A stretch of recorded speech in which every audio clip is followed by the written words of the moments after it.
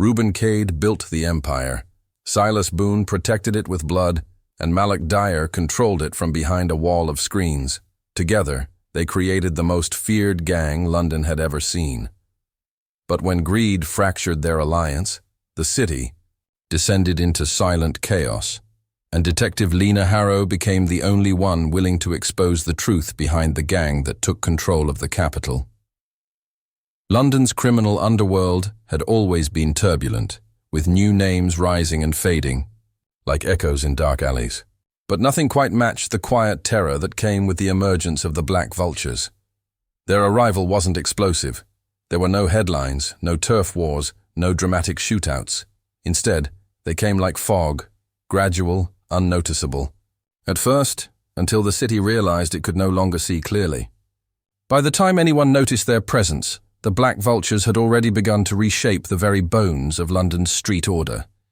It began in East London, where Reuben Kade resurfaced after years off the grid. Once a respected private security contractor, Reuben had vanished following a corruption scandal tied to international mercenary deals. When he returned, his presence wasn't announced. It was felt. Buildings changed hands quietly. Dock shipments were rerouted without explanation. Security firms started swapping logos, but the guards stayed the same, always silent, always watching. Reuben wasn't interested in street-level chaos. He had something bigger in mind, invisible control. For that, he needed two very specific types of men.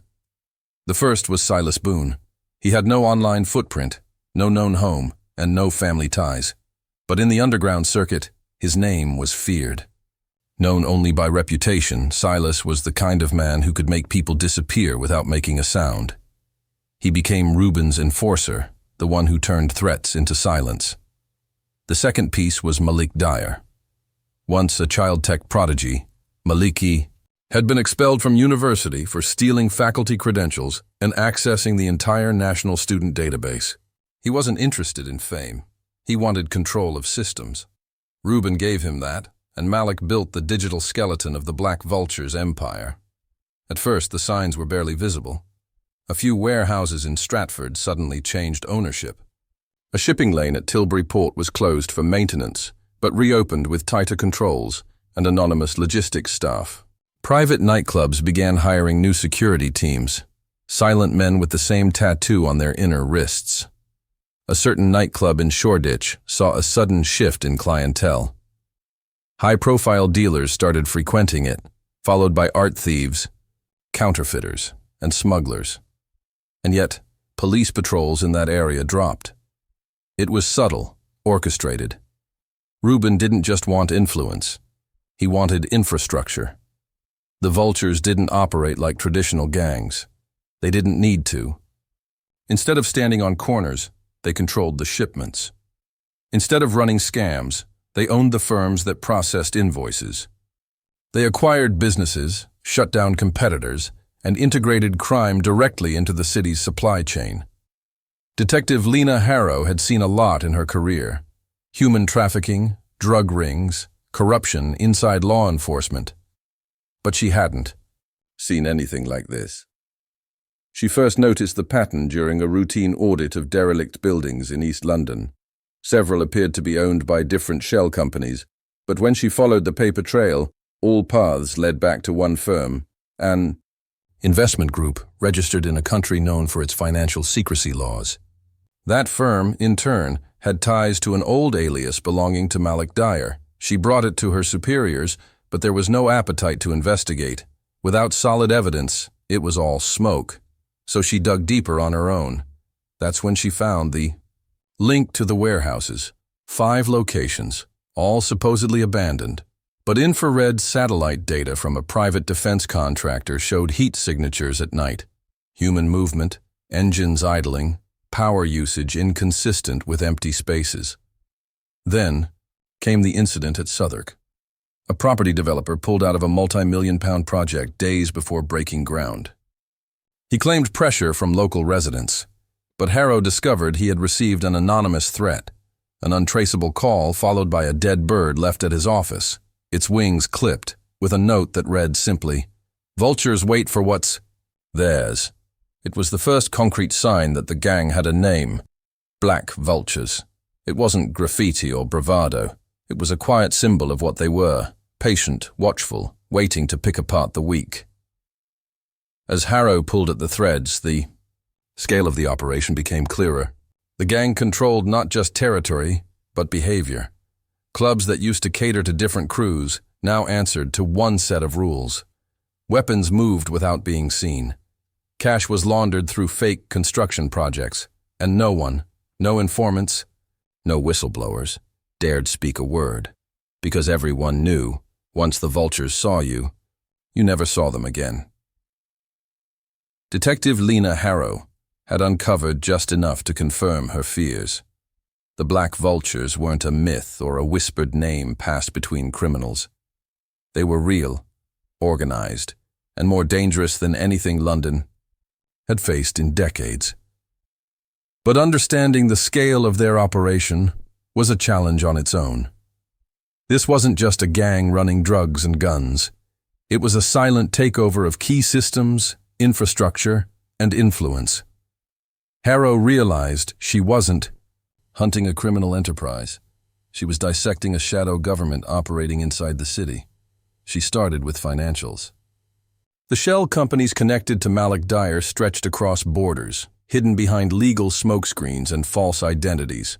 Transactions routed through crypto wallets, offshore accounts, and recycled contracts. A car park in Brixton was owned by the same company that managed nightclub security in Soho. A janitorial firm in Tower Hamlets shared a board member with a private courier company in Hackney. It wasn't random. It was a web. Everything led back to a central point: control. The Black Vultures didn't need to advertise their power. They simply embedded themselves into the daily operations of London's heartbeat. Silas Boone kept order on the streets with calculated fear. He didn't shout, didn't make scenes. People simply obeyed. If a business resisted handing over protection fees, a fire broke out. If a bartender overheard the wrong conversation, their family received a warning visit. Silas ensured no one challenged the Vultures. His presence was like a rumor. No one had solid proof he existed, but everyone adjusted their behavior out of fear he might. Violence was kept precise. No public chaos, no newsworthy events. A man was found unconscious in a stairwell. No one knew who attacked him. A rival gang's leader vanished after his release from prison. He had made it halfway home before the CCTV cameras along his route conveniently lost power. Nothing ever pointed back to the Vultures directly, but the pattern became unmistakable. They didn't fight for power. They designed the map everyone else had to live by. Meanwhile, Malik Dyer operated in silence from a hidden command center, deep in an unmarked building near the river. Inside, he monitored traffic cameras, intercepted police communications, and kept real-time surveillance on high-value locations. Using advanced algorithms, Malik predicted law enforcement raids and moved assets hours in advance. When police raided a suspected weapons storage in Woolwich, they found only empty crates and sealed wine bottles. The real inventory had already been transported to a theater basement in Camden, its real purpose hidden under false maintenance paperwork. What alarmed Harrow most wasn't just their operational reach. It was their influence within official circles. A confidential source inside City Hall contacted her using an encrypted messaging platform, revealing disturbing information. Contracts for municipal repairs, cleaning services, and even public events had been awarded to firms tied back to the Vultures. This wasn't street crime. This was systemic infiltration. When she tried to investigate further, her access was suddenly restricted. A request for surveillance footage was denied. Her inquiries were forwarded to other departments without response. The message was clear. Someone higher up wanted her to stop, but Harrow pushed forward. She followed the money, the paper trails, the legal documents with barely visible errors, the details most others would miss. Then came the explosion. A mid-level contractor who had agreed to meet her privately was killed in a car blast outside a cafe in Canary Wharf. CCTV footage was corrupted. Witnesses said the car had been parked there for hours, undisturbed. Harrow had never felt fear like she did that day. Not because of the violence, but because of the silence that followed it. No media coverage, no police pursuit, nothing. The city seemed to collectively look away. Whistleblowers went silent. Journalists dropped stories or left town. Even other officers on Harrow's task force started distancing themselves. One detective transferred without notice. Another stopped returning her calls. London was falling into a quiet submission. The Black Vultures hadn't just gained power. They had built something far more terrifying. They had created a culture of obedience. A system where resistance was futile, where silence was survival, and where justice didn't stand a chance unless someone was willing to lose everything to see it done. Detective Harrow realized she wasn't just tracking a gang anymore. She was facing a shadow empire, one that knew she was coming and was already preparing its next move. Inside the ranks of the Black Vultures, the illusion of unity had begun to fracture. The trio that once built a seamless empire, Reuben Kade, Silas Boone, and Malik Dyer, was no longer moving as one. Power, once a shared mission, had turned into a silent competition. At the center of it all, Reuben maintained the front of control.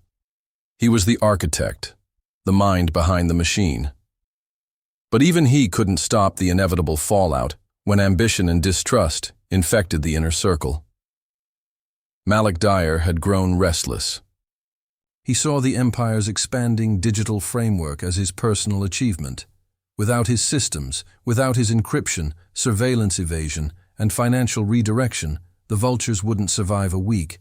And yet, he remained in the background, never acknowledged publicly, never credited, always spoken about in shadows. Reuben treated him like a tool, not a partner. That began to burn. Silas Boone didn't trust Malik. He believed in action, not data. In his mind, Malik's technology created complications. Silas had always done things the old way: intimidation, presence, and control. To him, loyalty was earned by fear and blood, not code. And Malik was starting to act above his station, refusing meetings, giving encrypted orders, rerouting operations without approval. Reuben noticed the tension and tried to keep them separated. But he underestimated just how far Malik had embedded himself. Behind closed servers, Malik began monitoring Reuben's communications. One evening, he intercepted a set of messages that shook his foundation. Reuben had been in talks with a foreign buyer, offering them access to the Vultures' infrastructure for a massive offshore payout. Malik didn't know if the deal was real or leverage, but it didn't matter. To him, it was betrayal. The very man who brought him in was planning to sell the kingdom and disappear. 2 weeks later, Reuben Kade vanished. His car was found submerged in the murky waters of the River Lee. The windows were shattered, and blood was smeared across the driver's seat, but the body was never recovered. No one claimed responsibility. No group stepped forward. The news called it a possible accident. But within the underworld, silence was confirmation. Reuben was gone, and the Vultures had eaten. One of their own, Silas Boone, stepped into power immediately. His version of leadership was not built on planning or structure. It was built on fear. He summoned lieutenants from across the city, giving them a clear message: eliminate all threats. Rival crews operating in Camden, Harrow, and even parts of Croydon were given ultimatums: surrender turf, assets, and control, or face complete erasure. In 1 week, 5 gang-related murders were committed. None of the victims had police records. All were known enemies of the Vultures. The message was unmistakable. Malik Dyer stayed quiet, but he was far from passive. He strengthened the gang's digital core, locking out Silas and his men from the most sensitive systems. Surveillance feeds, financial transfers, blackmail files, all were now under Malik's encryption.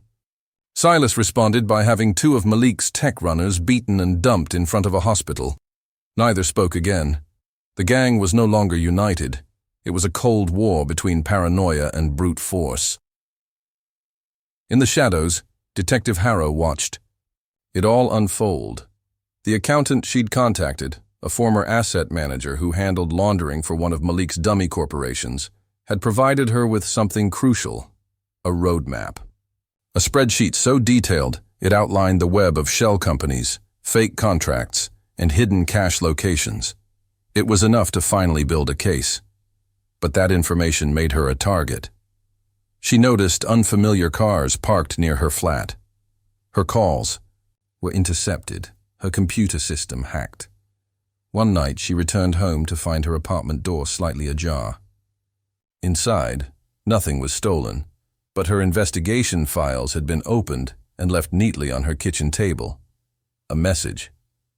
They knew what she was doing. Still, Harrow pressed forward.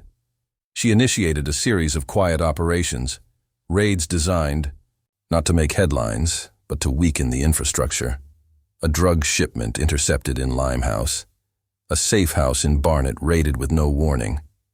It was working. Paranoia within the Vultures grew. Lieutenants began distrusting one another. Some fled the city. Others tried to broker deals with rival gangs. Silas Boone responded with rage. Anyone suspected of disloyalty vanished. The Vultures became more violent, more reckless. Meanwhile, Malik stayed hidden, watching it all through the screens he had built, knowing that any day Silas might try to erase him too. The Black Vultures, once a silent empire, were now a ticking bomb. Reuben's death had been the trigger. And Detective Harrow was ready to strike when it finally exploded. Detective Lena Harrow had waited patiently, studying the cracks forming within the Black Vultures. With Reuben Kade gone and Silas Boone and Malik Dyer at odds, the Empire was no longer a unified force. It was a battlefield. And in that chaos, Harrow saw her chance. She initiated a covert strategy with a small, trusted team, operating outside traditional law enforcement channels. They worked in silence, mirroring the Vultures' own methods. Their goal wasn't just to arrest members, it was to dismantle the network completely. She began by targeting the money. Harrow knew Malik Dyer had layered his digital systems with complexity, but every system had vulnerabilities. With the help of an independent cybersecurity analyst, she infiltrated one of Malik's dummy cryptocurrency exchanges. What they found was massive: a digital ledger containing transfers linked to corrupt politicians, real estate developments, and offshore accounts. The operation was deeper than expected. The Vultures weren't just laundering drug money. They were moving cash for global crime syndicates. She shared none of this with her superiors. Too many had gone silent after asking questions. Instead, she passed information to Interpol through anonymous channels, allowing international eyes to turn toward London. Pressure began to mount. Border authorities quietly flagged certain shipments. Bank accounts were frozen. But Malik knew. He was under attack. He initiated a lockdown on his systems, activating digital dead man switches that would delete key files if triggered improperly. Meanwhile, Silas Boone grew more unstable.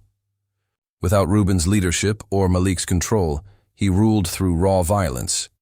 His men patrolled the streets like soldiers in enemy territory.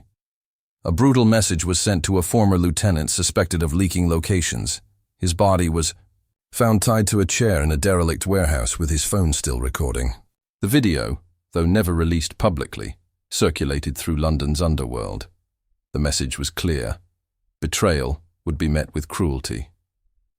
But Silas didn't know that Malik had finally had enough. In the dark heart of the Vultures' war, Malik made a quiet move of his own. He contacted Harrow through an encrypted Dropbox, identifying himself only by a code name. He offered her something unthinkable: full access to the Vultures' digital architecture in exchange for one thing: immunity. Harrow didn't trust him. She knew Malik was a manipulator, always playing 10 moves ahead, but she also understood this was the crack she needed. A deal was arranged through secret channels. Malik would provide access. In return, he would be removed from the target list and placed in a protection program abroad, but only if the information led to full convictions. Within hours of the deal, Malik sent the access key, and with that key the empire began to fall. Raids were conducted across London in synchronized waves. Warehouses, data centers, safe houses, even luxury apartments posing as consulting firms, all were hit. More than 30 arrests were made in the first 48 hours. Evidence was collected in volumes: firearms, stolen art, counterfeit currency, and thousands of classified digital documents. Silas Boone was nowhere to be found. His last known location was a townhouse in Paddington. When authorities arrived, they found blood, smashed electronics, and a crude symbol etched into the wall, a bird with its wings torn off. He had disappeared, and with him, the last brutal piece of the Vultures' leadership. But Harrow knew he wasn't gone forever. Men like Silas didn't vanish. They waited, regrouped, and struck again when the world stopped watching. Malik Dyer, true to his promise, was extracted. His new identity and location were sealed, though Harrow suspected he had simply repositioned himself in another part of the world, waiting to rebuild. His cooperation had earned him protection, but nothing could erase what he'd done. His systems had run London's underworld like clockwork. With the arrests and system takedowns, the Black Vultures lost their grip on the capital. But the damage had already been done. London, once a city of surveillance and security, had been silently controlled by a ghost empire for nearly 3 years. The public never knew the full story. Headlines spoke of organized crime busts and international links, but the name Black Vultures was never mentioned. Detective Harrow submitted her final report and took leave. The victory had come at a cost. She'd lost colleagues, friends, and a piece of her own belief in the system. She knew this wasn't the end. Somewhere, men like Malik and Silas would be watching, waiting for the next moment of silence. London was free for now. But it would always remember the time it was ruled by shadows, when an empire without a name brought a city to its knees. And beneath the surface, the vultures still waited.